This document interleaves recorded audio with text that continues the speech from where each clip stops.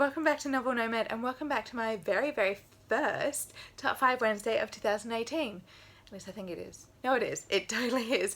So it's my Top 5 Wednesday of 2018 for the 24th of January, and that is going to be what books do you dislike but love to discuss. So number 1 is going to be none other than Wuthering Heights. I think I've covered this quite well on a previous Top 5 Wednesday that I've done, but this one, yet again, I thoroughly disliked reading this. It was very dark, very grim. Why I disliked it is because all the characters are horrible in one way. There's no redeeming factors about these characters. They are all terrible, and that's what makes them wonderfully human, and that's what makes it so exciting to discuss. And this is also really interesting to discuss because it is a favourite of so many people, so it is really interesting playing the devil's advocate almost and seeing what elements of the story that they loved that I have issue with. Wuthering Heights is a classic by Emily Bronte. It was highly controversial for its time and it still remains highly controversial, but considered a dearly beloved and highly romantic book, which I just don't see.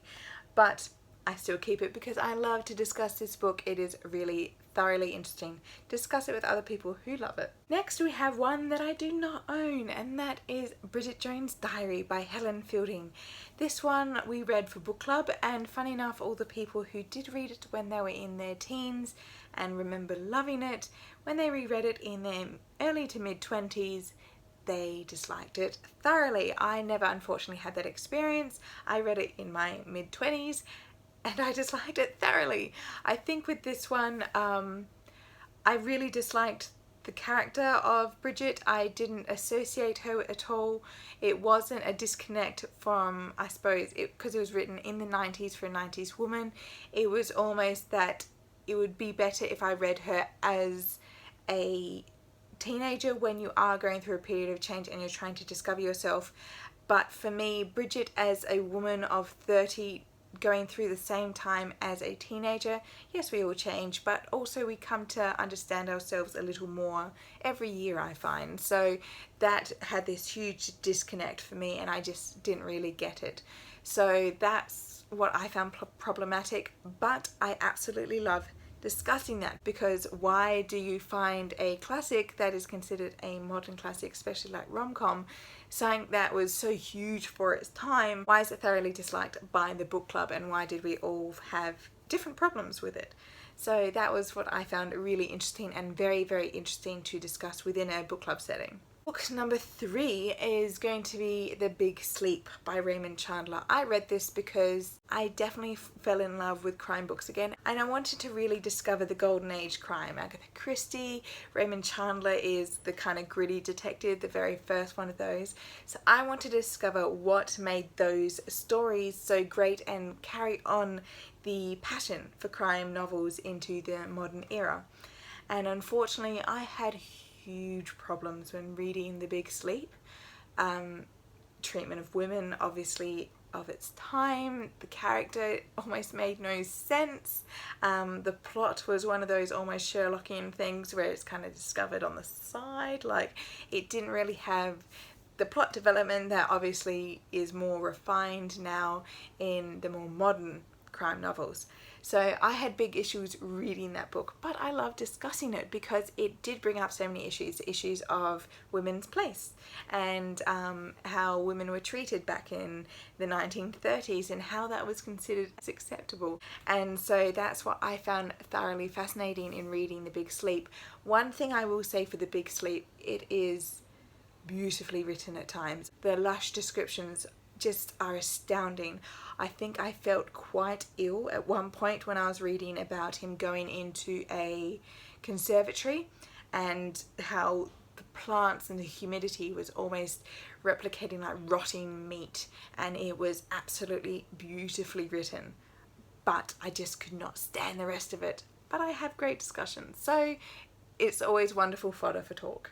The last 2 books are ones that I technically enjoyed to an extent, but it's ones that I've read and I have just don't want to read again. I have no intention of reading again. they are forever embedded in my mind. So not that I dislike them, I just didn't feel any strong connection to wanting to keep that book. And that is definitely number one, is going to be The Lovely Bones by Alice Sebold. I thoroughly enjoyed the reading experience, and I think the characters were very well plotted, and the idea very different from the movie, which is very much retribution focused. The book is very much focused on the grief of the family and how people move on where there's death in a family, and I think that was very well handled.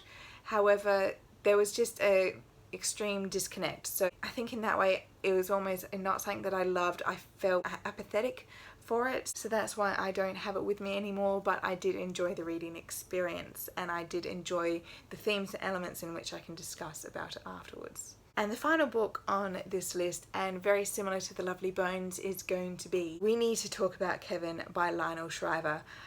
This book completely and utterly astounded me. It was beautifully written.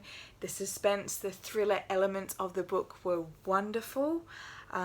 But to me, I think my reading experience was a one-off with that one. I don't think I could replicate it again with a reread.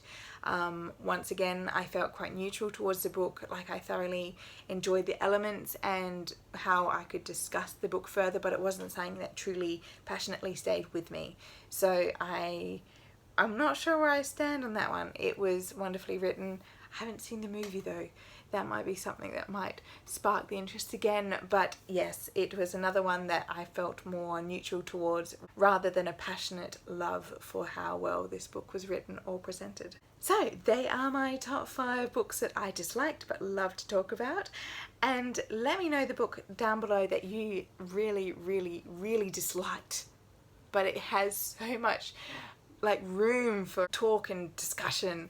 That's the books that sometimes I love to hate, because they do have that kind of room and give you that room to discuss.